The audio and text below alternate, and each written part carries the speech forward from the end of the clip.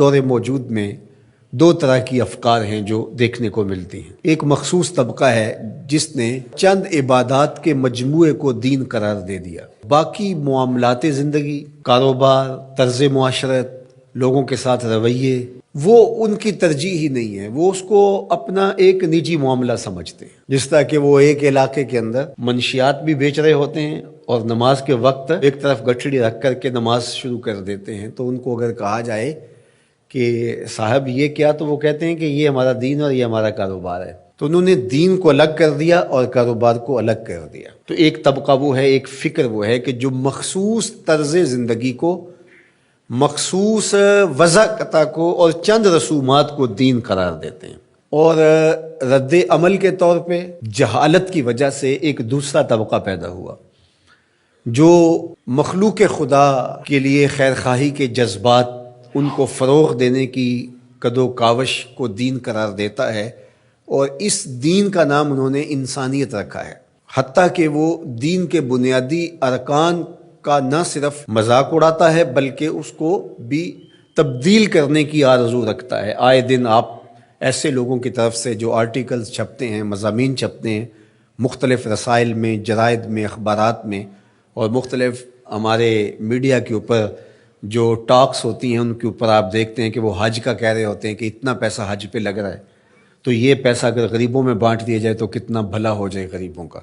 اس طرح جو قربانی پہ اتنا پیسہ لگتا ہے، تو یہ قربانی کے پیسے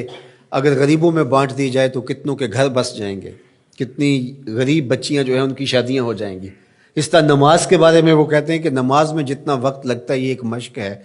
تو یہی وقت انسانی خدمت کے لیے صرف کیا جائے تو یہ کتنا اچھا ہو۔ تو حتیٰ کہ وہ ایک نیا انسانیت کے نام سے دین لے آئے، اور اس میں وہ ان عبادات کو اور دین کی ان چیزوں کو انہوں نے خارج کر دیا، اور دوسری جانب کچھ لوگوں نے چند عبادات کو دین سمجھ لیا اور باقی جو چیزیں ہیں ان کو ترک کر دیا۔ قرآن مجید میں مذمت کی کہ فویل للمصلین الذین هم عن صلاتهم ساہون الذین هم یراؤون ویمنعون الماعون۔ ان نمازیوں کی مذمت کی گئی کہ جو سجدے پہ سجدہ تو کرتے ہیں، تکبیر اولیٰ بھی قضا نہیں ہونے دیتے، پہلی صف میں بھی کھڑے ہوتے ہیں، لیکن ان سے عاریتاً کوئی چیز مانگ لو تو نہیں دیتے۔ الماعون کی شرح کے اندر علماء نے لکھا ہے یہ وہ چیزیں ہیں جو عمومی طور پہ ہمسایوں کو، رشتہ داروں کو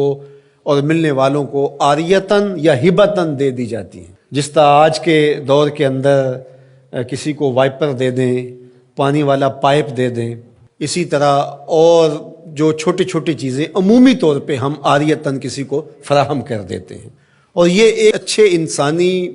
معاشرے کا حسن ہوتا ہے۔ لیکن ان لوگوں کی مذمت کرتے ہوئے کہا گیا کہ ان کا رویہ دیکھیے، ان کا طرز زندگی دیکھیے کہ یہ جو عاریتاً چیزیں عمومی طور پہ لوگوں کو ہم دے دیتے ہیں جس سے کوئی فرق بھی نہیں پڑتا، لیکن یہ اس قدر بخیل الفطرت لوگ ہیں کہ اگر کوئی ان سے نمک مانگنے جائے، کوئی برف مانگنے جائے، کوئی ان سے پائپ مانگنے جائے، وائپر طلب کرنے جائے تو یہ نہیں دیں گے، اور دوسری جانب ان کا رویہ یہ بتایا کہ وہ تکبیر اولیٰ قضا نہیں ہونے دیں گے، وہ نماز کی پہلی صف میں آپ کو کھڑے نظر آئیں گے۔ تو اس لیے کہا کہ ان کے لیے خرابی ہے جو اپنی نمازوں کے فلسفے سے ہی آگاہ نہیں ہے۔ تو یہ ہے دوسرا رویہ۔ تو ایک وہ رویہ کہ انسانیت کو ایک مذہب قرار دے کر کے فرائض اور واجبات کی نفی کی جائے، حج کا مذاق اڑایا جائے، زکوٰۃ کا مذاق اڑایا جائے، نمازوں کو وقت کا ضیاع قرار دیا جائے، اس طرح قربانی کو ایک اسراف کے نام سے یاد کیا جائے۔ تو جو معتدل رویہ ہے اس کو اس آیت کریمہ میں بڑی خوبصورتی کے ساتھ یہ ساری چیزیں آیت بر کے اندر پرو دی گئی اور بتا دی گئی کہ یہ ایک مکمل نصاب زندگی ہے، یہ ایک فل پیکج ہے جو اسلام نے ہمیں دیا، جو عبادات کے اندر، اعتقادات کے اندر، رویوں کے اندر، طرز زندگی کے اندر، انداز معاشرت کے اندر، سب میں کمال مرتبے پہ فائز المرام ہے، یہ سچے لوگ ہیں۔ اور فرمایا وَأُولَٰئِکَ هُمُ الْمُتَّقُونَ، اور تقوی کے نور سے مالا مال بھی یہی لوگ ہیں